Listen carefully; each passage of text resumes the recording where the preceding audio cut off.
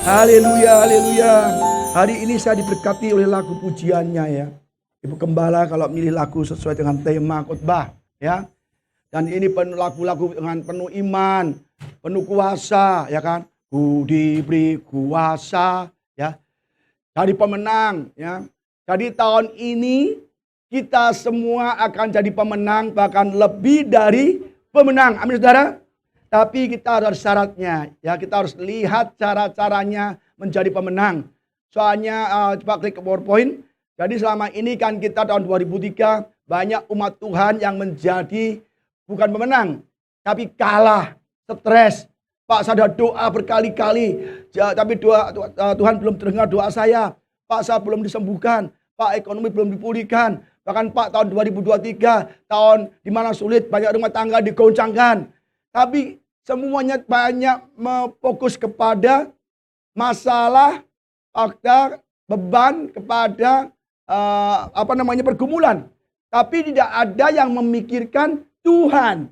Itulah kelemahannya. Semakin kita melihat Tuhan, semakin kita kuat mengalahkan musuh.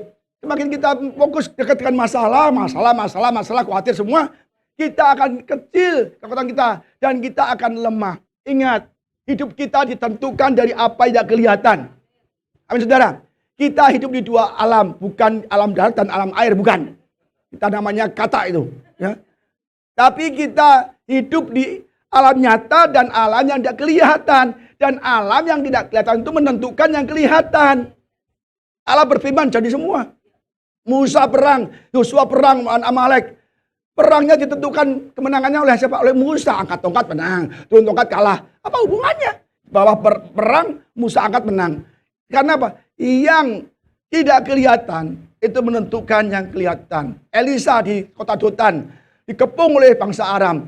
Banyak prajurit berkuda. Gehazi, Tuhan, kita dikepung. Gimana? Gehazi melihat musuh-musuh, ya kan?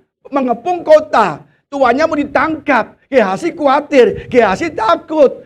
Tapi tuannya yang melihat Tuhan, dia melihat supranatural, dia melihat alam yang tidak kelihatan.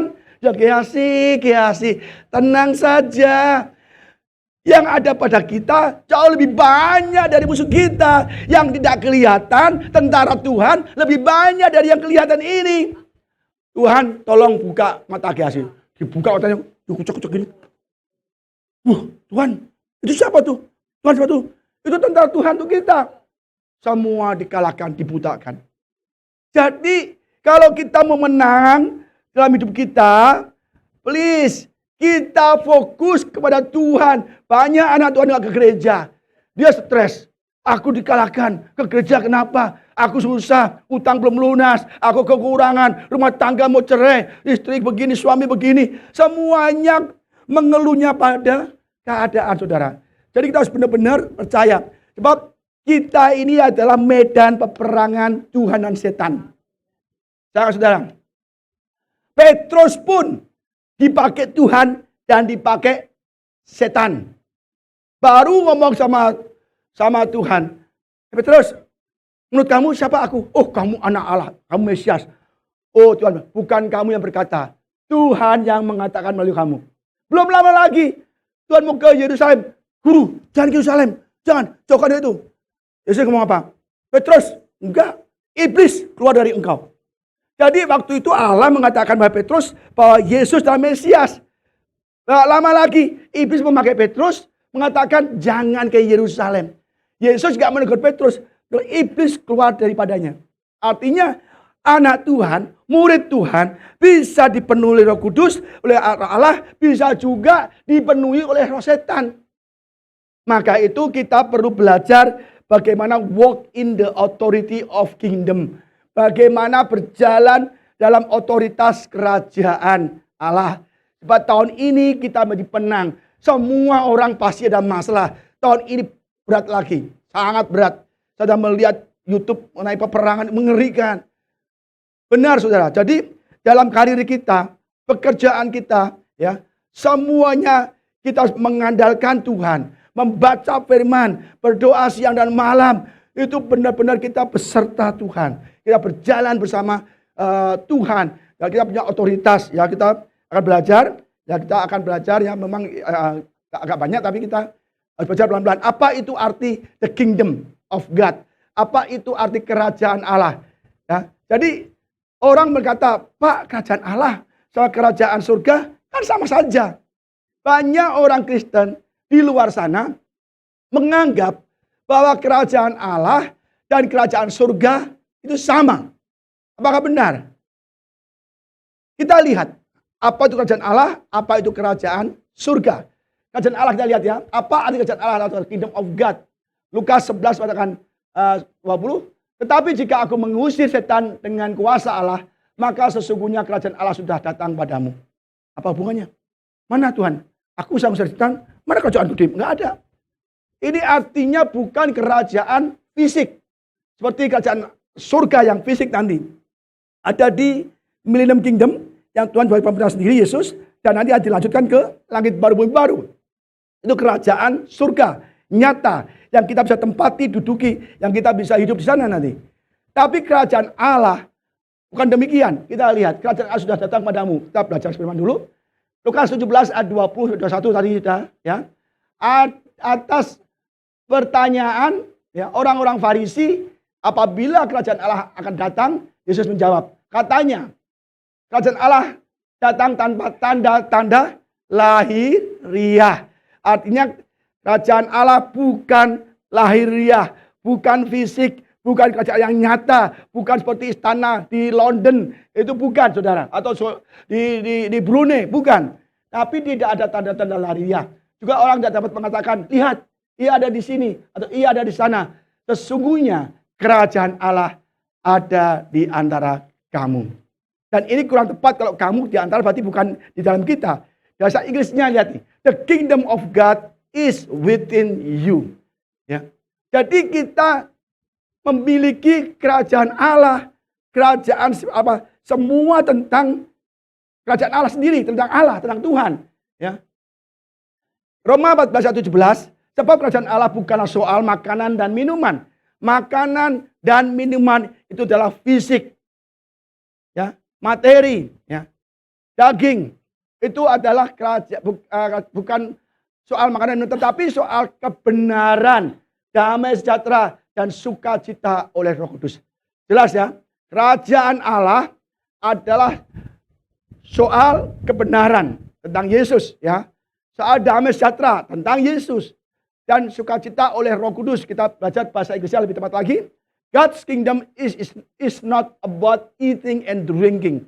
Bukan makanan, minuman, pakaian, segala yang kita butuhkan di dunia. Bukan. Ya. It is about pleasing God. About living in peace and about true happiness. Jadi kerajaan Allah ada di dalam kamu, hati kamu. Hati kita harus senantiasa menyenangkan Tuhan. Hidup dengan sukacita. Hidup dengan damai sejahtera dari Roh Kudus. Ya. All this come from the Holy Spirit. Jadi kalau kita punya Holy Spirit yang sungguh-sungguh dalam hidup kita hidup kita menyenangkan Tuhan. Happy, sukacita di dalam segala keadaan. Tahun-tahun lalu kalau kita misalnya hancur, stres, depresi, artinya kerajaan Allah belum within us. Belum ada pada kita. Ya. Amin saudara. Banyak orang tidak ke gereja. Pak udah bosan kerja Pak, ngapain? Udahlah kerja aja. Ke gereja ngapain Pak? Saya nggak butuh gereja, saya butuh cari uang, omset, minggu itu rame Pak. Itu artinya orang itu belum punya kerajaan Allah. Belum punya Roh Kudus yang belum ada kebenaran, belum ada hati, belum ada roh yang membuat kita pleasing God. Tujuan kita adalah pleasing God. Ya. If you serve Christ in this way, you will please God and be respected by people. We should try to live at peace and help each other have a strong faith. Jadi kita harus benar-benar menyenangkan Tuhan. Kalau kita nggak menyenangkan Tuhan, kita menyenangkan manusia, nggak bisa saudara. Kita akan gagal hidup kita. Maka banyak anak Tuhan tahun 2003 gagal semua, stres, mau cerai lah, kekurangan uang lah, penyakit yang sembuh lah, semuanya pada konsentrasinya ke itu semua. Ya, jadi ingat kerajaan Allah adalah tentang spiritual. Bukan tentang fisik. Ya. Kenapa kita perlu kerajaan Allah ada dalam kita? Sebab dunia ini sudah dimiliki oleh iblis. Sejak Adam dan jatuh, dunia dalam iblis dan dunia dalam kuasa iblis. Maka kalau kita punya kerajaan Allah, ya, yang percaya Yesus sungguh-sungguh, ibadah sungguh-sungguh, maka kita bisa mengalahkan dunia ini. Ya, kita lihat ayatnya. Ya, manusia jatuh dalam dosa, dunia dalam kuasa iblis. Kemudian ia membawa Yesus ke suatu tempat yang tinggi, dalam sekejap mata ia memperlihatkan kepadanya semua kerajaan dunia. Ya, kata iblis padanya, segala kuasa ini serta kemuliaannya akan kuberikan kepadamu, sebab semua itu telah diserahkan kepadaku. Apa yang diserahkan oleh iblis? Dunia, kemegahan. Kita makan milik iblis, mobil milik iblis, rumah milik iblis, semuanya udah milik iblis. Dunia milik iblis. Maka semua telah diserahkan itu. Kapan? Sejak Adam jatuh dalam dosa. Ya kan? Aku memberikan kepadamu siapa saja yang aku kehendakin. Iblis bisa memberikan dunia. Iblis bisa memiliki harta. Iblis bisa memberikan kita emas. Karena emas, perak semua dikuasai iblis. Bagi yang gak percaya Yesus. Gak percaya Yesus, semua kita gak ambil alih. Ya. Jadi kalau kita belum percaya sungguh-sungguh, gak ada kerajaan Allah dalam kita, gak ada Roh Kudus, gak ada roh kebenaran, roh yang sukacita, damai sejahtera, kita tidak bisa memiliki dunia, harta. Harta semua dikuasai iblis. Bilang, semuanya bisa kuberikan pada siapa aku berkenan. Iblis bisa memberikan kita berkenan. Kalau kita mudah digoda uang, kasih duit. Kasih duit. Habis itu kita dibikin susah. Ya kan? Kasih kesenangan. Kesenangan dunia. Maka hati-hati saudara. Godaan sangat kuat. Ya, ibu Gembala berkali-kali ngomong, iblis sekarang ini merusak rumah tangga orang. Dengan ekonomi, ya rumah tangga dirusak. Kalau belum menikah, iblis menggoda untuk hubungan di luar nikah. Ya, hubungan seks bebas. Wah, iblis senang, kamu masuk surga, kamu gak punya kerajaan Allah dalam kamu. Ya berhubungan seks, ya akhirnya begitu oke lah supaya kamu tidak berhubungan, ya berbuat dosa terus, makanya dikawinkanlah di gereja. Wah, kan gereja. Wah, iblis stres kan. Waduh, sudah kawin di gereja ini. Kalau dia hubungan suami istri itu normal, itu wajar, itu kudus. Ya kan, seks adalah kudus kepada Tuhan. Kalau itu resmi di gereja, setelah menikah di gereja. Tapi iblis gak bodoh. Oke, kalau kamu seks bebas, diberikanlah banyak cewek-cewek lewat yang cantik-cantik, yang bagi cowok, ya begitu kalau cewek kasih cowok yang ganteng-ganteng lah, ya kan? Gua kasih harta di dunia, kasih, pokoknya dikasih, digoda terus sampai akhirnya hancur. Iblis tidak pernah berhenti menyerang kita, ya. Maka ketika jatuh dalam dosa, Kejadian 3 harus katakan, aku akan mengadakan permusuhan, ini selalu saya bahas penting nih. Aku akan mengadakan permusuhan antara engkau dan perempuan ini, antara keturunanmu dan keturunannya. Keturunannya akan meremukkan kepalamu dan engkau akan meremukkan tumitnya. Itu digenapi Yesus di kayu salib. Kakinya dipaku meremukkan kepala iblis. Jadi sampai sekarang dari Adam dan Hawa, iblis selalu ingin menyerang kita. Bermusuhan dengan kita. Maka kalau kita punya kuasa darah Yesus yang dipaku di kayu salib, kita mampu meremukkan kepala iblis. Meremukkan segala masalah kita, meremukkan badai kita, meremukkan segala penyakit kita, meremukkan kekurangan kita. Ya, jelas ya. Jadi kita harus tahu bahwa iblis terus menyerang kita. Jangan sampai kita lengah. Benar saudara, kita itu hidup ya. Kita nggak sadar, kita dibodohi banyak orang. Bahwa di hidup kita, iblis menyerang. Ya berkeliling menyerang kita. Melalui teman kita, orang tua kita, anak kita, saudara kita, teman gereja kita digesek. Akhirnya kita kabur. Banyak orang kecewa di gereja sama temannya, sama pengerjanya, sama gembalanya sekalian. Ya kan?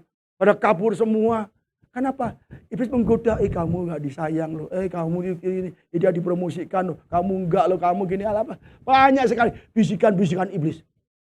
Sudah kita gak ke gereja, dan kita akhirnya ke mall. Ternyata mall lebih enak. Nah itu loh. Enak di mall. Kalau di HOC, ibadah 2,5 jam.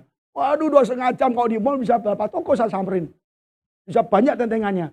Orang lebih senang ke mall. Itu iblis semua. Kita 7 jam sehari, 7 hari seminggu. 24 jam sehari. 2,5 jam, nggak kuat. Kita benar-benar tidak mau diperlengkapi oleh kuasa Tuhan. Ya. Makanya Efesus ngomong gini. Akhirnya adalah kamu kuat di dalam Tuhan. Dalam kekuatan kuasanya. Kita harus kuat di dalam Tuhan. Di dalam kuat kuasanya. Kalau enggak kita nggak bisa. Kalau kita ada kingdom of God di dalam hati kita. Ada Roh Kudus, ada kebenaran di hati kita. Pasti kita akan kuat. Kenakanlah seluruh perlengkapan senjata Allah. Dan kamu dapat bertahan melawan tipu mulai iblis. Karena perjuangan kita bukanlah melawan darah dan daging.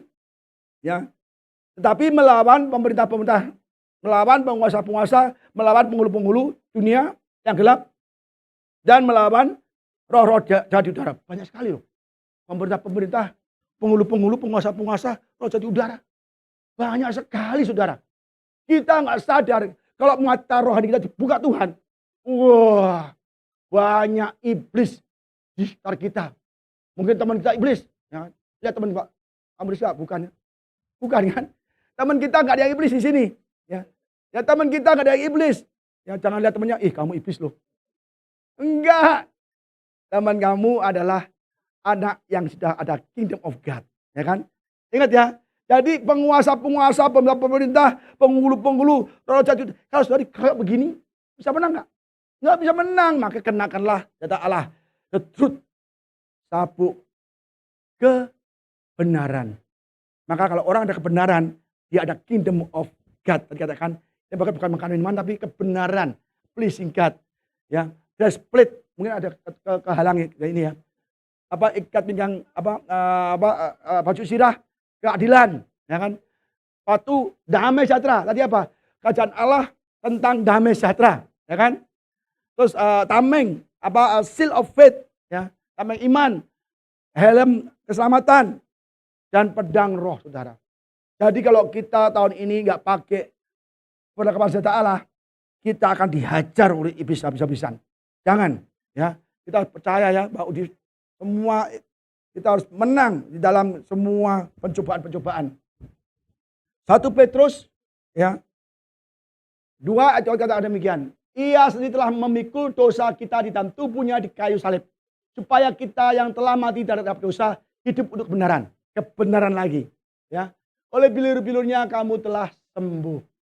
Jadi saudara, kalau kita sakit dan kita udah nggak mau doa lagi, Pak, sakit saya udah bertahun-tahun, saya doa tetap sakit, percuma lah Pak, dokter mana-mana juga nggak sembuh, percuma lah Pak. Akhirnya kita stres, nggak mau ke dokter lagi, uangnya habis. Akhirnya apa? Kita hidupnya tergeletak, kita pasrah, pasrah. Allah paling mungkin Tuhan menentukan aku hidupnya begini. Tidak saudara. Tuhan Yesus tidak menentukan kita sakit yang gak sembuh-sembuh. Sakit boleh. Tapi kalau kita menerima kemudian dari Yesus, pasti sembuh. Nah aman, gak ada harapan sembuh. Ketemu Elia, melalui Tuhan, melalui Elia. Kita lihat bagaimana banyak orang sakit. Separah apapun sejak lahir. Ketemu Yesus, sembuh. Jadi oleh beliau saya sembuhkan. Nah kita banyak sekali kita sakit malah mengeluh, menyalahkan Tuhan. Tuhan, aku ke gereja, kau sakit, encok, kau sembuh-sembuh Tuhan.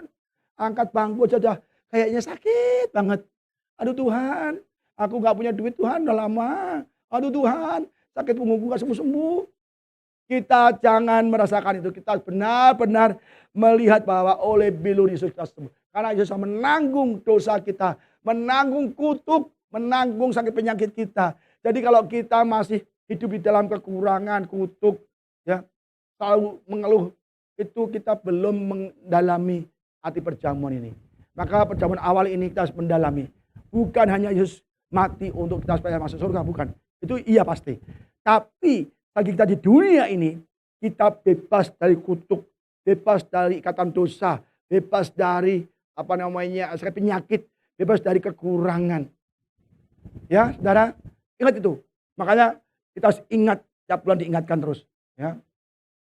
Kristus telah menebus kita dari kutuk hukum Taurat dengan jalan jadi kutuk karena kita.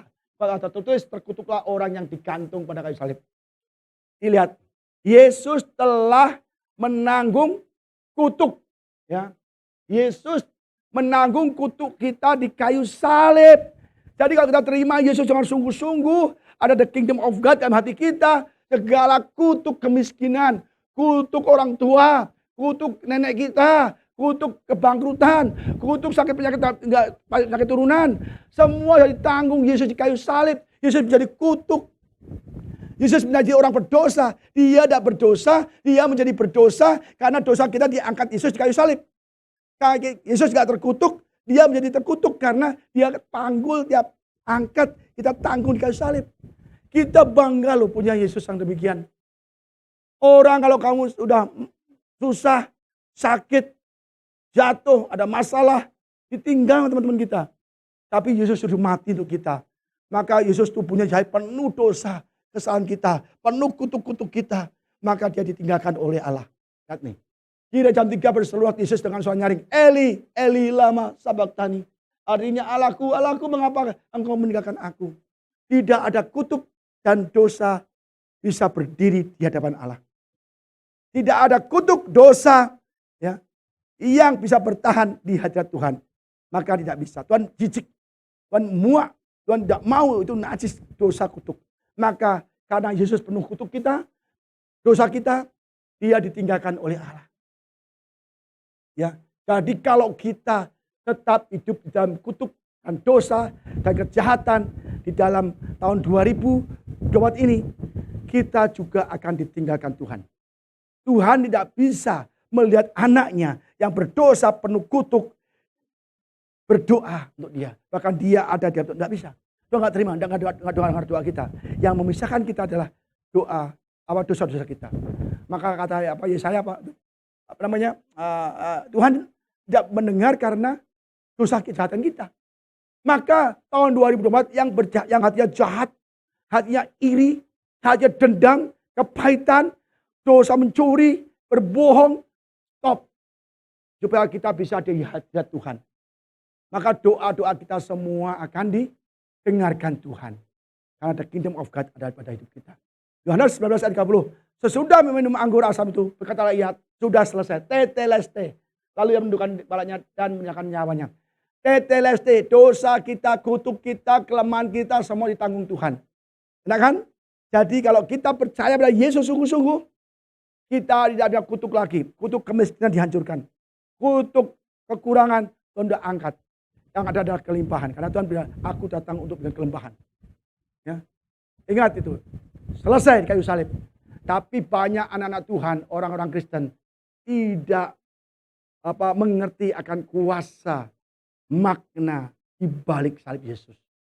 Ya, maka mereka kalah terus. Matius 8:18. Yesus dekati mereka berkata, kepada aku telah diberikan pada segala kuasa di surga dan di bumi. Yesus ngomong pada murid-muridnya. Kepada murid-muridnya. Tidak pada orang lain. Murid-muridnya. Aku diberi kuasa di surga dan di bumi.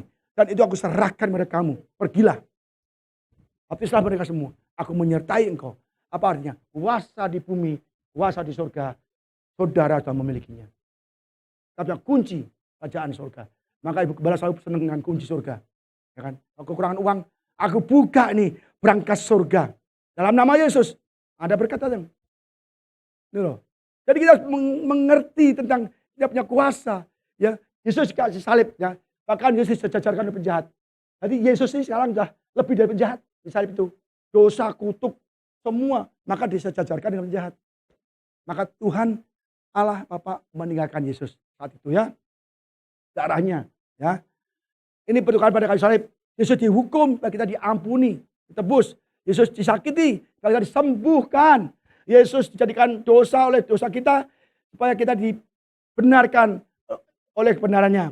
Yesus menjalani kematian bagi kita, supaya kita menerima hidup yang kekal. Diangkat ke surga. Yesus mengalami kemiskinan kita, supaya kita hidup berkelimpahan. Kemiskinan itu dari iblis. Kemiskinan bukan hati. Pak, saya nggak punya uang, saya nggak kaya, saya dosa enggak. Tapi kalau di dalam Tuhan itu berkecukupan. Mana dari surga setiap hari disediakan bagi yang percaya Tuhan. Bukan berarti semua kaya enggak. Karena kalau kaya juga bahaya. Kita bisa kaya coba nih misalnya, ya kan. Ada orang di sini, misalnya, saya kasih emas. Ini kalau ini sudah 5 kilo kali ya. 5 kilo. Saya percaya, saya kasih saudara 5 kilo. Saya jamin gak lama hilang dari gereja. Sibuk membelanjakannya. Sama istrinya bilang, yang barang apa yang kita belum beli? Pilih aja. Tunjuk saya semua. Sekarang nggak apa ditunjuk nggak. Bawa ini, ya kan? Kenapa? Udah kita nggak usah ke gereja. Kita ke London. Kita ke Amerika. Kita ke China. Bayangkan kalau saya punya emas ini 5 kilo, 5 miliar. Aduh. Maka Tuhan lihat hati kita. Dia berkati kita cukup. Kalau kita sudah siap berlimpah, berlimpah juga. Karena Tuhan mengatakan, iblis datang mencuri, membinasakan, membinasakan. Aku datang memberi hidup yang berkelimpahan. Janji Tuhan yes, tapi juga pemberinya tanya dulu. Apa lihat dulu hatinya. Gak bisa hatinya kita masih dunia. Waduh, saudara kasih ini. Saya yakin bisa sepi loh. Ya kan, saya bagi satu-satu misalnya. Ya kan, Tuhan bagi satu-satu. Saya bilang jangan dulu. Yang itu masih belum sungguh-sungguh. Masih duniawi. Wah, nah saya kasih dia jawab dosa. Ya kan? Ini kita benar-benar nasihat apapun yang saya katakan bila Tuhan yang memberikan pada bibir mulutku ya. Yesus memberi kuasa aja kepada muridnya. Yesus memberi kuasa kepada murid-muridnya. Maka murid Yesus harusnya sekarang ini, mulai sekarang ini jadi pemenang. Tahun lalu banyak yang kalah. Banyak yang mundur dari Tuhan. Kenapa? Dia tidak mengalami kemenangan karena dia bukan murid Yesus. Ke gereja yes. Saudara ke gereja ya belum tentu jadi murid Yesus loh. Benar loh. Kalau kita nggak melayani Tuhan loh. Pelayan Tuhan, pemusik, WR singer. Belum tentu menjadi murid Yesus. Susah Yesus. Kita menyerahkan segalanya. Hidup kita, hobi kita, harta kita. Semua memikul salib, menderita untuk Tuhan. Mau nggak saudara? Padahal itu memang yang Tuhan kehendaki. Ya. Kemudian ke-70 murid itu kembali dengan gembira. Dan berkata, Tuhan, juga setan takluk kepada kami demi namamu. Lalu kata Yesus pada mereka, aku melihat iblis jatuh seperti kilat dari langit. Sesungguhnya aku telah memberikan kuasa kepadamu untuk menginjak ular, ya, dan kalajengking, dan kuasa untuk menahan kekuatan musuh, sehingga tidak ada yang akan membahayakan kamu. Ya. Tuhan itu baik. Kalau kita mau memaknai, mengerti rahasia di balik kematian Yesus, itu telah ada kuasa yang besar mengalahkan segala masalah yang menyerang kita, saudara. Ya. 1 Korintus 4 ayat 20, sebab kerajaan Allah bukan terdiri dari perkataan tapi dari kuasa. Apa? Kenapa katakan kerajaan Allah kuasa? Karena kerajaan Allah Roh Kudus yang ada dalam hati kita. Jadi kebenaran, sukacita, dan sejahtera. Ya. Jadi kalau kita masih ngomel, mengeluh, berantem di keluarga, di rumah tangga berantem, kita belum memiliki kerajaan Allah. Belum memiliki Roh Kudus. Belum menjadi murid Yesus. Karena gampang mengeluh. Gak bisa. Maka saya berkata-kata berkali-kali, jangan sampai ada gesekan. Jangan sampai kita berantem. Kalau digesek orang, kita mundur dikit. Digesek orang, mundur sedikit. Udah, kita menghindar. Daripada kita emosi, kita marah, kita membalas. Iblis senang. Kita nggak memiliki kerajaan Allah. Karena damai sukacita. Yohanes 1 Yohanes 5 ayat 3-5. Sebab inilah kasih kepada Allah. Yaitu bahwa kita menuruti perintah-perintahnya. Ingat, kita mengasihi Allah dari cara kita hidup ini. Apakah kita melakukan perintah Tuhan? Itu aja, kalau kita nggak melakukan, kita nggak masuk surga. Bukan yang berseru-seru Tuhan masuk ke dalam kerajaan surga. Tetapi yang melakukannya. Perintah-perintahnya itu tidak berat. Ingat nih, perintahnya itu tidak berat. Ya kan? Enak kan? Yesus baik sekali. Kuknya ringan. Ya kan? Sebab semua yang lahir dari Allah mengalahkan dunia. Dunia di bawah kaki jadi injak. Kan? Tapi dunia di beban kita. Kita berat. Dunia kita panggul berat. Harusnya dunia di bawah kaki kita. Ya. Dan inilah kemenangan yang mengalahkan dunia. Iman kita. Kita tidak bisa memiliki iman kalau tanpa berdoa, membaca Alkitab. Karena iman timbul dari pendengaran. Pendengaran tentang firman Tuhan. Saudara kalau nggak baca Alkitab, nggak dengar firman Tuhan, saudara siap-siap untuk kalah tahun 2024 ini. Maka ini tahun yang awal, sampaikan pesan-pesan yang penting, bagaimana menjadi pemenang, lebih dari pemenang. Ya, jangan nyanyi, lebih dari pemenang. Tapi di rumah lemes gitu. Aduh nggak ada nasi, aduh tagihan datang, nyanyian gitu, menang. Jelas sekali kata Sari Semurangkir, apa namanya? Ku diberi kuasa oleh dawa, seperti mulia, menaklukkan musuh di bawah kakiku. Apa lagi nih? Ku pakai kuasa apa? Dari Yang mulia, pakai kuasa, pakai pedang roh firman Tuhan. Apa lagi?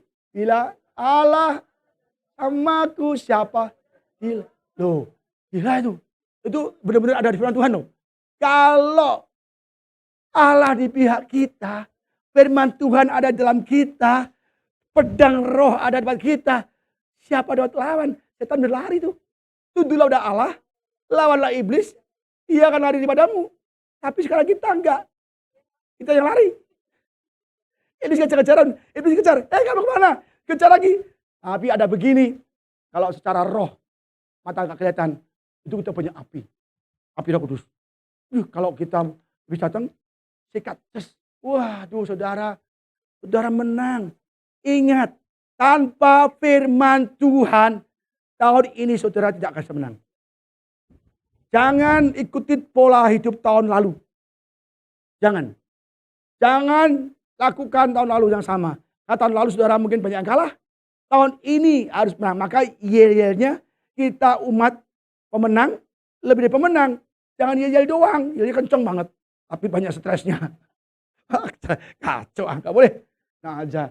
Ya, sekarang siapakah yang mengangkat dunia? Daripada dia yang percaya bahwa Yesus adalah anak.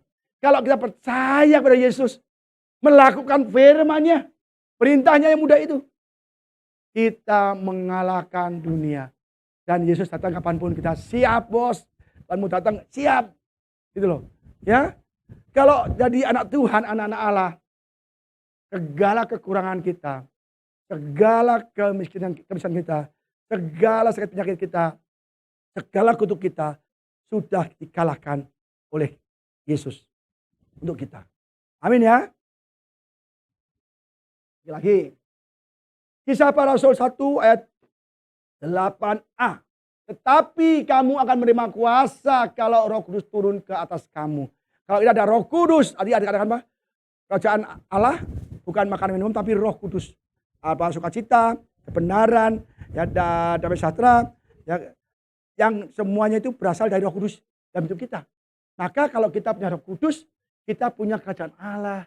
Ada kerajaan Allah, enak nih, kerajaan lengkap. Wah enak saudara. Ya. 1 Petrus 5:7-9. Serahkanlah khawatirmu padanya. Sebab ia yang memelihara kamu. Sadarlah dan berjaga-jagalah. Lawan musuh iblis. Berjalan keliling. Seperti singa yang mengaum-ngaum dan mencari orang yang dapat ditelannya. Kalau kita punya Roh Kudus kayak api begini. Dan iblis itu mengelilingi kita. Maka kan itu juga ada di Alkitab kan. Iblis, kamu kemana aja? Aku ke dunia Tuhan. Menjelajahi bumi ini loh. Mengelilingi semua. Kamu lihat ayo anak-anakku yang saleh. Beribadah. Oh lihat pasti. Iblis tahu. Satu orang pun tidak luput dari iblis. Karena iblis menjelajah. Mengawasi kita semua. Di mana kita lemah, dia akan masuk. Ayub tahu. Ayub bukanlah lemah. Dia ibadah sungguh-sungguh kaya raya. Tapi apa katanya? Ya terang aja Tuhan. Pagarin nanti ada ayatnya ya. Kita bahas nanti aja deh. Ya. Itu penting sekali. Kalau dia tahu ya. Lawanlah dia dengan iman yang teguh. Iman yang teguh. Bukan iman yang kecil. Yesus berkata kepada muridnya, mengapa kamu kurang percaya? Dalam bahasa aslinya, ye a little faith. Mengapa imanmu kecil? Kamu tidak bisa mengalahkan badai. Iman yang kecil tidak bisa. Pak, tapi kan Yesus ngomong, iman sekecil bisa memudahkan gunung. Ya kan iman kecil bisa memudahkan gunung. Itu konteksnya lain. Konteksnya adalah Yesus berkata tentang iman yang bertumbuh. Iman yang bisa berkembang. Iman yang bisa menjadi besar. Sampai burung pun sudah hinggap di pohon itu. Tapi di sini dikatakan kurang percaya. Padahal kalau di kata Inggrisnya, why you not believe?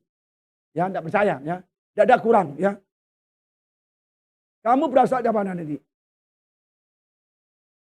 Lawanlah dia dengan iman yang teguh, sebab kamu tahu bahwa semua saudaramu di seluruh dunia menanggung penderitaan yang sama. Kita semua di dunia ini menanggung masalah yang sama. Tapi kalau kita punya iman yang teguh, iblis itu lari daripada kita. Amin saudara. Ya, jadi saya ulang berkali-kali. Pulang dari sini, berdoa, membaca Alkitab, memuji Tuhan. Kita berdoa gitu, waduh saudara, takut semua. Lihat nih, ya, kalau kita berdoa begini, itu singa mengaum-ngaum, tidak bisa menyerang kita. Gak kelihatan ya, gak kelihatan ya. Itu dia berdoa. Itu iblis mengelilingi kita. Tapi dia gak bisa masuk, karena kita ada Tuhan, ada Roh Kudus. Ya. Kamu berasal dari Allah, anak-anakku, dan kamu telah mengalahkan nabi-nabi palsu. Sebab roh yang ada di dalam kamu lebih besar daripada roh yang ada di dalam dunia. Roh kita adalah Roh Kudus, Roh Allah. Pasti jelas lebih besar dari roh di dunia ini. Roh iblis, roh apapun pasti kalah. Kita percaya itu saudara. Nah, jangan sampai kita kalah. Roh dalam kita lebih kecil dari roh di dunia ini. Gampang jatuh, gampang kalah, gampang menyerah, gampang depresi. Ya, jangan. Ya. Yohanes 1 Yohanes 5 ayat 18-19. Kita tahu setiap orang yang lahir dari Allah tidak berbuat dosa. Tetapi dia yang lahir dari Allah melindunginya. Dan si jahat tidak dapat menjamahnya. Kita tahu bahwa kita berasal dari Allah. Dan seluruh dunia berada di bawah kuasa si jahat. Ya kan? Dunia ini di bawah kuasa si jahat. Maka dia ngomong Yesus. Yesus, dunia ini kemegahannya itu dalam kuasaku. Diberikan padaku. Engkau sembah aku berikan. Karena aku berkuasa bukan pada siapa yang aku berkenan. Iblis terang-terangan mau Yesus itu. Jelas ya. Jadi kalau kita berdoa, senantiasa, iblis itu menjamah kita nggak bisa. Kita ada terang, ada api Roh Kudus. Ya sama, dipanah-panah, kekecewaan, panah-panah oleh dengki, iri, dendam, ya, panah-panah, semualah kekurangan, kita akan tenang saja. Di mana kekurangan tenang aja. Oh, firman Tuhan berkata, Allah aku akan memenuhi segala keperluanku. Jadi kita harus tahu ya saudara ya, ingat itu. Ini pesan-pesan penting, perhatikan ya. Dan inilah syaratnya. Lukas 4 ayat 1-2 dan 13-14. Yesus yang penuh dengan Roh Kudus kembali dari sungai Yordan, lalu dibawa oleh Roh Kudus ke padang gurun. Di situ ia tinggal 40 hari hari lamanya dan dicobai iblis, sebab itu tidak makan apa-apa dalam waktu dia lapar. Yesus pun ditesting, dicobai, diuji apakah Yesus layak untuk menjadi juru selamat. Dia dibaptis dari sungai Yordan, ya.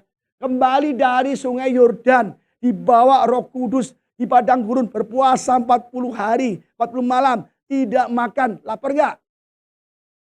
Saya lihat sehari puasa saja atau 3 hari puasa, tiap jam 3 pikirannya, waduh, empal, rendang, kikil, aduh, itu benar-benar jam 3 udah siapin makan.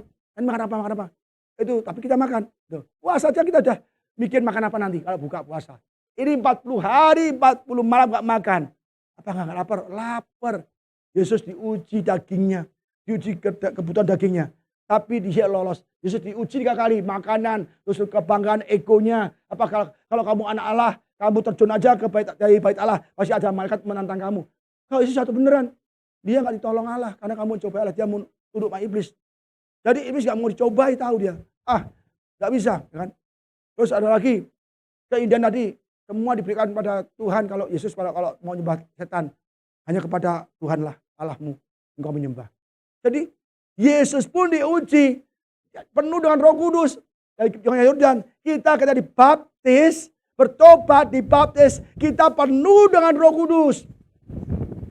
Tapi kita diuji di dalam hidup ini. Banyak orang percaya Yesus, dibaptis, hidupnya kalah terus.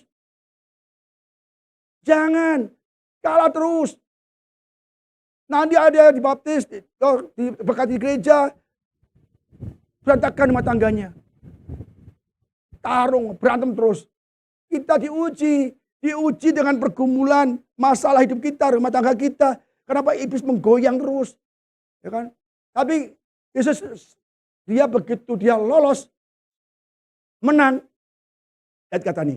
Sesudah iblis mengakhiri semua perjuangan itu, dia kalah. ia mundur dari padanya. Tunduklah pada Allah, lawanlah iblis, dia lari padamu. Yesus melakukan pada Allah, dia tunduk pada Allah. Dia memakan roti. Bahkan hidup manusia bukan dari roti, tapi dari firman Allah. Dan yang keluar dari mulut Allah. Ya kan, dia ego, gak sombong, gak mikir dunia. Oh Yesus gak tawari emas nih, emas gini. Seluruh kota aku kasih pada Yesus. Seluruh negeri, seluruh dunia. Dunia, enggak mau. Karena pada Allah, kamu harus menyembah. Aku pun harus menyembah. Menang kan, harus undur. Dan menunggu waktu yang baik. Artinya apa? Dia gak bisa lagi menghalangi Yesus. Akhirnya anak-anak Yesus yang dihalangi. Murid Yesus, orang Kristen, bangsa Yesus yang dihajar oleh emas, kesenangan dunia. Ya kan? Dalam kuasa Roh Kudus kembali Yesus ke Galilea dan tersiar tentang dia di situ. Kita menang ya atas percobaan, menang atas godaan, menang atas ujian, menang atas masalah. Maka kita hidup dalam kuasa Roh.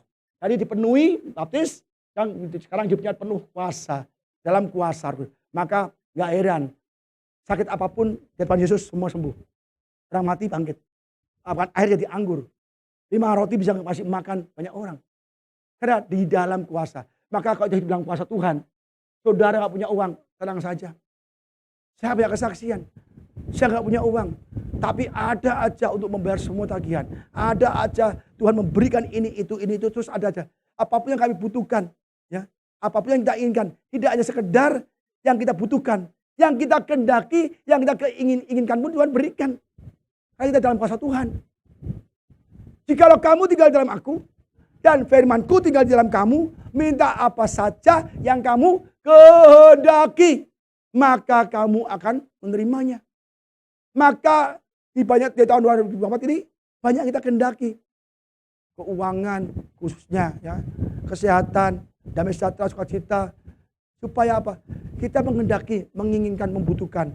Kita bisa mendapatkannya kalau kita dalam kuasa Roh Kudus. Ada kingdom of God di dalam hidup kita. Amin saudara. Ya, setiap murid Yesus akan mengalami ujian iman. Simon Petrus, murid Yesus yang berkata, sekalipun mereka meninggalkan Yesus, aku tetap bersama Yesus. Ya kan? Lihat nih. Simon, lihat iblis telah menuntut engkau, menuntut untuk menambi kamu seperti gandum. Iblis menuntut murid Yesus untuk ditampi, untuk diuji, untuk dicobai, untuk dites. Jadi setiap murid Yesus pasti akan dites sama setan. Ketika kita mengikut Yesus, kita memutuskan berada dalam peperangan melawan iblis. Maka dikatakan, Simon, lihat. Iblis telah menuntut untuk menambi kamu. Dia ngomong sama Yesus sama Simon. Ini loh iblis ngomong terus. Ya, nambi kamu, tes kamu. Apa kata Simon? Sombong dia. Ya, sok pede. Ya, percaya diri. Imannya besar kan. Tetapi aku berdoa untuk engkau supaya imanmu tidak gugur. Yesus berdoa untuk setiap kita sebagai muridnya. Kalau kita ibadah gak benar, kita bukan murid Yesus. Yesus gak berdoa untuk kita. Jelas ya. Yesus berdoa untuk engkau. Artinya apa? Berdoa untuk murid-muridnya. Ya. Supaya gak gugur. Dan engkau, kalau engkau sudah insaf, ya kan? Berarti dia tahu dia kalah nih. Ya kan? Kuatkanlah saudara-saudaramu. Itu dia gugur, kalah, insaf. 3.000 orang bertobat kali khotbah. Ya kan? Jawab Petrus, Tuhan, aku bersedia masuk penjara dan mati bersama-sama dengan engkau. Tapi Yesus berkata, aku berkata kepadamu Petrus, hari ini ayam tidak akan berkokok sebelum engkau 3 kali menyangkal bahwa engkau mengenal aku. Yesus tahu. Dan dia tahu dia akan insaf. Maka begitu ya insaf, sadar, ya khotbah. Enggak lama, langsung 3.000 orang dibaptis saudara. Ya. Jadi kita harus benar-benar dibaptis, kita harus sungguh-sungguh ya saudara ya. Jadi kita tes lagi, ada lagi yang diuji, yang ditampi. Yang Tuhan dituntut oleh iblis ditampi. Ayub ya.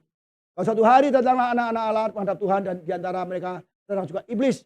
Maka bertanya Tuhan pada iblis, dari mana engkau? Ya diperhatikan nih. Lalu jawab iblis kepada Tuhan, dari perjalanan mengelilingi Tidak hanya mengelilingi, menjelajah lebih detail lagi. Per region, per daerah, per kota, per negara, per gang, semua per rumah.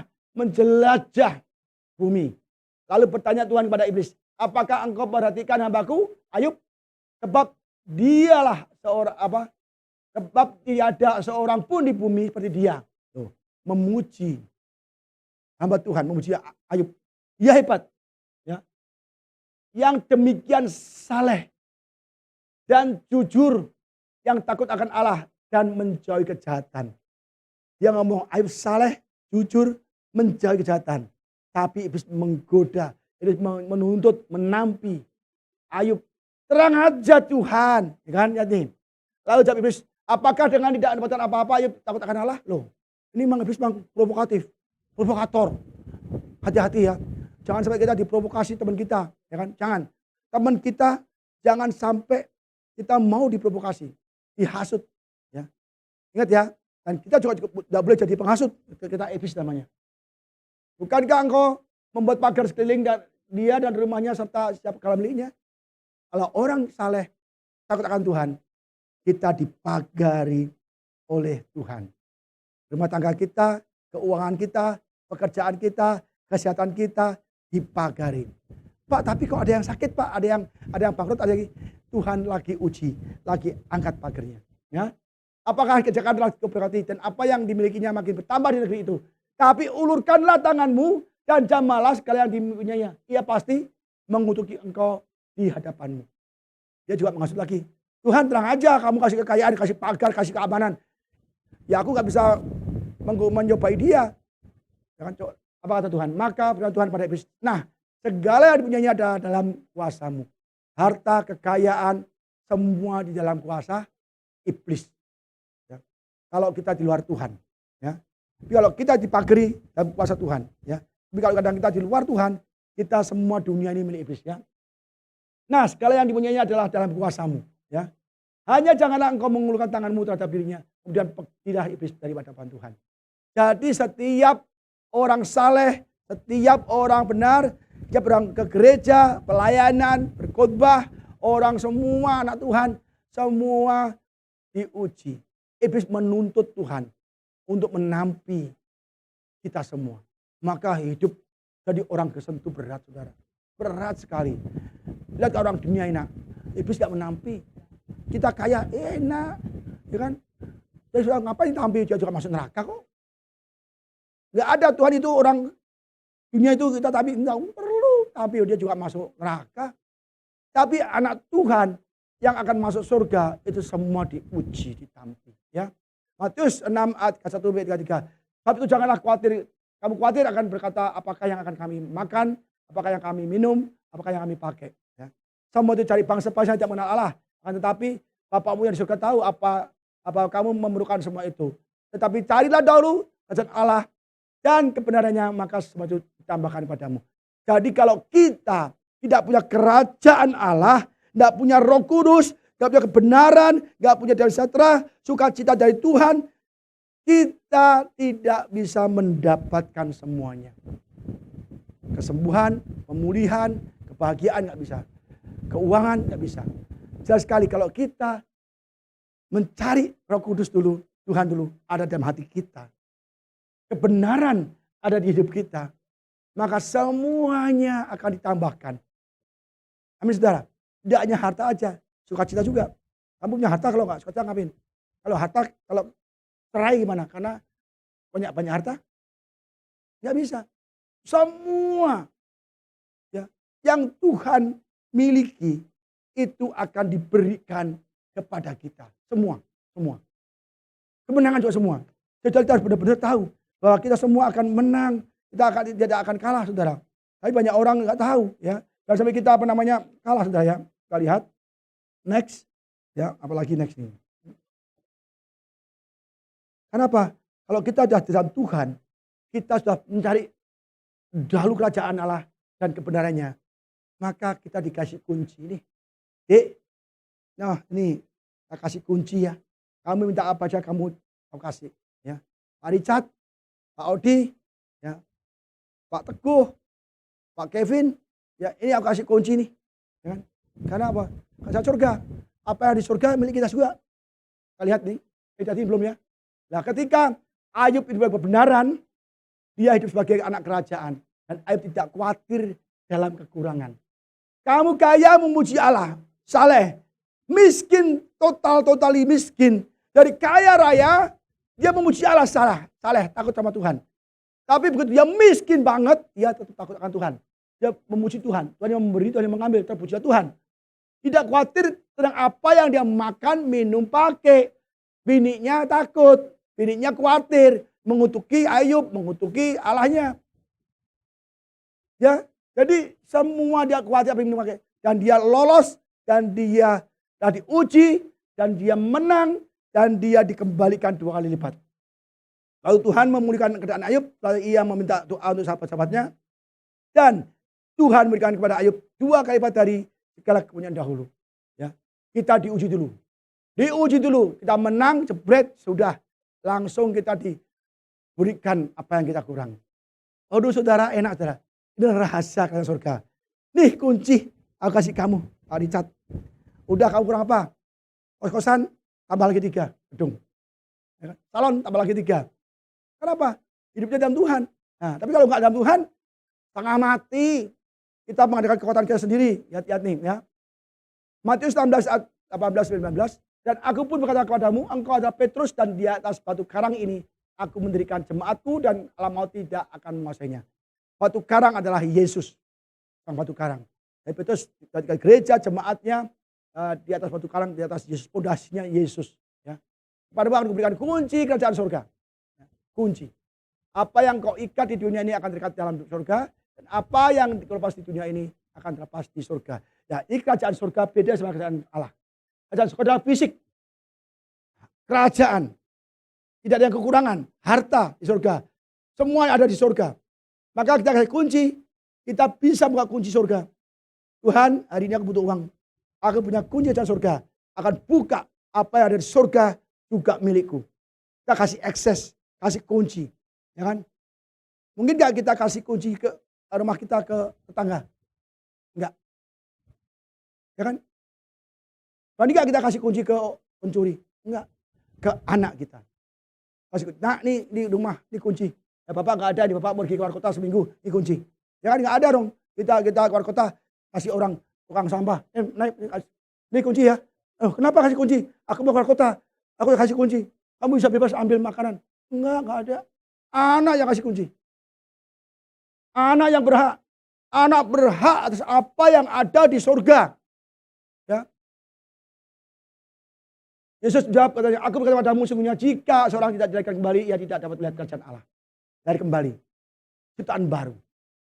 Tidak jahat lagi. Kasih, damai sejahtera, semua lengkap ya. Tapi Yesus kepadamu, sesungguhnya jika seorang tidak dilahirkan dari air dan roh, dan tidak dapat masuk ke dalam kerajaan Allah. Apa yang dilahirkan dari daging ada daging, apa yang dilahirkan dari roh adalah roh. Jadi daging dan roh tidak bisa bertemu. Kalau kita hidup dalam roh, maka kita punya akses ke surga. Dibaptis, ciptaan yang baru. Kalau kita Kristen selama ini tahun 2023 ciptaan yang lama, masih hidup yang duniawi, masih tidak benar, berbohong, mencuri, tidak ibadah sungguh-sungguh, maka kita tidak punya kunci kerajaan surga. Yakobus 4 ayat 7. Karena itu tunduklah kepada Allah dan lawanlah iblis, maka ia akan lari daripadamu. Roma 16 ayat 20. Maka Allah sumber damai, sejahtera, segera akan menghancurkan iblis di bawah kakimu. Tuh hancurkan iblis di kakimu, ya kan? Diinjak-injak. Ya. Jangan sampai kita yang diinjak-injak iblis. Banyak orang diinjak-injak iblis. Kita harus menginjak-injak iblis. Ya. Kasih karunia Yesus, Tuhan Yesus kita menyertai kamu. Ya. Kita kunci. Kita enak sudah punya kunci. Ya. Saya masih banyak tapi saya sudahi 2 set lagi ya saudara ya. Masih 3 set lagi kali ya. Lukas 15 ayat 11 sampai 12 dan 28 ayat 32. Yesus berkata lagi kepada ada seorang mempunyai 2 anak laki-laki. Ini perumpamaan prodigal son, anak yang hilang. Ya. Yesus berkata lagi ada seorang punya 2 orang anak laki-laki. Kata yang bungsu pada ayahnya, Bapak berikanlah padaku bagian harta milik kita yang menjadi hakku. Lalu ayahnya membagi-bagikan harta kekayaan itu di antara mereka. Jadi namanya anak itu berhak mendapat harta Bapak yang menjadi hakku. Ya. Anak adalah ahli waris. Anak punya hak. Ya. Maka kita punya Bapak di surga, kita punya hak. Tuhan, aku punya hak atas harta di surga. Aku punya hak. Tolong Tuhan, aku butuh segini untuk supaya aku bisa membayar tagihan. Tuhan bisa kasih kita harta di surga. Gak ada artinya emas perak Tuhan yang punya. Semua akan diberikan. Selantai pun emas. Ditendang 1 on aja, udah gelundung masuk rekening kita. Kamu butuh berapa nih? Berapa? Saya butuh 1 miliar. Tuhan tendang aja emas 1 kilo di lantainya. Langsung masuk ke rekening kita. Ya. Orang nggak percaya, terserah. Tapi saya percaya kan iman. Mungkin tidak melalui berkat datang semua datang. Jadi kita punya hak atas apa yang ada di surga, kerajaan surga. Ini fisik. Ya, langit baru bumi baru atau di Millennium Kingdom. Maka ini belum selesai. Karena dia punya hak, dia ambil hartanya, bapaknya memberikan, ya, memberikan bapaknya. Tapi anak bungsu ini nakal. Dia kasih harta, tapi dihabis-habiskan untuk berbuat dosa. Tapi akhirnya dia menyesal kan, dia bertobat, bapaknya angkat lagi menjadi anak. Kan? Bapak nggak usah jadi anak deh, aku jadi hamba saja, jadi pegawai bapak aja. Oh tidak, engkau anakku. Kasih cincin yang terbaik, kasih cincin dan jubah yang terbaik. Waduh, kita berdosa, bertobat, Tuhan kasih kita cincin dan kita kasih jubah yang bagus ya. Anak kakaknya iri. Maka marah ke anak sulung itu dan tidak mau masuk, lalu ayahnya keluar dan berbicara dengan dia. Tapi jika ia menjawab ayahnya, katanya, telah bertahun-tahun aku melayani Bapak dan belum pernah aku melanggar perintah Bapak. Ya kan? Tetapi kepadaku belum pernah Bapak memberikan seekor anak kambing untuk bersukacita dengan sahabat-sahabatku. Tapi baru saja anak Bapak telah memboroskan harta kekayaannya. Bapak bersama-sama dengan pelacur-pelacur, maka Bapak menyembelih anak lembu tabun untuk dia. Kata ayahnya, anakku, perhatikan ini, engkau selalu bersama-sama dengan aku. Dan segala kepunyaanku adalah kepunyaanmu. Ya, kita patut bersukacita, bergembira karena adikmu telah mati dan telah menjadi hidup kembali. Dia telah hilang dan telah dapat kembali. Jelas saudara. Ya. Jadi kita ya, ada dalam rumah Bapak. Segala yang Bapak miliki, milik anak. Kok jangankan seekor kambing, kamu kok nggak mau ambil sendiri aja. Dia tidak menggunakan otoritas, tidak menggunakan kunci surga yang untuk kita. Kita punya otoritas, ya, kerajaan Allah. Kita memiliki semua yang ada di dalam kerajaan surga. Yaitu kita punya kunci, itu kerajaan asli yang Roh Kudus kita. Ya. Ya, saudara, jadi kita tahu bahwa kita sekarang berhak untuk mendapatkan apa yang di dalam kerajaan Allah. Minta saja. Apa yang kau daging engkau akan menerimanya. Tapi syaratnya apa? Carilah dahulu kerajaan Allah. Roh Kudus kebenaran. Maka semuanya akan diberikan. Ya. Jelas ya. Ini anaknya Bohwat nih. Ya. Dia anaknya juga punya uang loh. Dibagi hartanya anak sulung anak bungsu. Kalau satu kambing aja nggak beli sendiri. Pelit ini cinta uang juga nih. Ya kan? Dia baik ke gereja, dia baik melakukan perintah bapaknya. Tapi hanya untuk teman-temannya saja nggak mau keluar uang sendiri. Ambil bapaknya bisa, ambil harta bapaknya bisa. Tapi dia juga punya harta juga kan dibagikan. Tapi dia nggak mau. Akhirnya memilih kecewa, tidak mau masuk ke dalam rumah bapaknya. Dan dia memilih keluar. Dia tidak mau masuk ke rumah bapaknya. Dia akhirnya memisahkan diri dari rumah bapaknya. Hati-hati ya, kita punya kerajaan surga. Lagi ini ya, yang mau kedua lagi, anak kerajaan Allah adalah pemenang. Siapakah yang akan memisahkan kita dari kasih Kristus? Penindasan atau kesesakan, penganiayaan, kelaparan atau ketelanjangan atau bahaya atau pedangkah? Tidak ada satupun yang bisa memisahkan kita dari Tuhan. Seperti ada tertulis, karena engkau kami ada dalam bahaya maut. Sepanjang hari kami tetap dianggap sebagai domba-domba sembelihan. Ingat, murid Yesus akan menanggung banyak penderitaan. Murid Yesus akan selalu diserang orang. Selalu diiri orang. Selalu dimusuhi orang. Dijatuhkan orang. Itu murid Yesus. Ya. Semua orang akan menanggungnya. Ya. Sebagai domba-domba sembelihan. Ketelanjangan, kesesakan, penganiayaan, kelaparan, bahaya, pedang. Kita akan menyerang kita semua. Tapi ingat. Ya, Tetapi dalam semuanya itu kita lebih daripada orang-orang yang menang. Dan oleh Dia yang telah mengasihi dia. Kita menang oleh karena Kristus. Kita menang oleh karena kita memakai perlengkapan senjata Allah. Ya. 1 Korintus 15 ayat 57. Tetapi syukur pada Allah yang telah memberikan kepada kita kemenangan oleh Yesus Kristus Tuhan kita. Kalau kita menang itu artinya kita bersama Yesus pedang roh firman Tuhan. Ya. Ingat saudara, ya. Hati-hati. Tahun ini tahun yang susah. Ya. Kalau saudara lupa, nanti kalau udah susah gitu lupa ya, putar lagi hidup kita yang ini. Tidak akan banyak ayat-ayatnya, tidak akan tahu. Ketika kita menerima Yesus, kita akan dipakai perlengkapan senjata Allah. Topong keselamatan, pedang roh firman Tuhan, baju cirah keadilan, ikat pinggang kebenaran, kasut damai sejahtera, dan juga perisai iman. Ya, lengkap sudah ini. Kita punya ini semua, aduh itu enak saudara ya. Kita akan menjadi pemenang, lebih menang. Kita kalau di alam roh, kita kayak ini, kayak ada apinya. Mana berani iblis ke sini. Nah, serang orang yang tidak ada apinya. Kita ada Roh Kudus, ada api ya. Yang terakhir dulu lah ya. Banyak sekali tapi ini akan saya lanjutkan yang besok ya. Tim musik siap karena udah jam 12:05 ya. Apa arti menjadi pemenang? Ya. Saya akan terangkan nanti. Apa arti menjadi pemenang? Menang atas penyakit, menang atas kekurangan, atas ekonomi, menang atas godaan, menang atas keterikatan dosa, menang atas banyak sekali sudah ya. Nanti saya akan terangkan semua satu-satu karena nggak cukup. Menang atas masalah, menang atas penyakit, menang atas belenggu. Jadi akan saya terangkan lagi minggu depan karena tidak mungkin saya sekarang karena kita waktu kita habis. Takutnya nanti kita nggak balik-balik terlalu banyak susah juga. Jadi saya minta nanti sudah pulang atau besoknya bisa mengulang khotbah saya lagi dengan YouTube. Saya ingat karena ini penting sekali pesan untuk kita supaya kita menjadi pemenang di tahun 2024. Dan sampai kalah lagi. Jadi orang kesini kok kalah terus, kurang terus, sakit terus, susah. Kalau gereja nyanyinya lebih dari pemenang. Aku diberi kuasa, iblis diinjak-injak, semangat banget. Kita pulang diinjak-injak iblis, jangan. Gak boleh. Ayo Odi silakan. Ya, ingat ya, semua jemaat ini ya, perbaiki ibadah kita, hidup kita. Jangan sampai kita gagal tahun ini, tapi kita sukses di dalam Tuhan. Karena Tuhan sendiri yang menang karena Tuhan Yesus Kristus. Amin. Mari kita berdiri.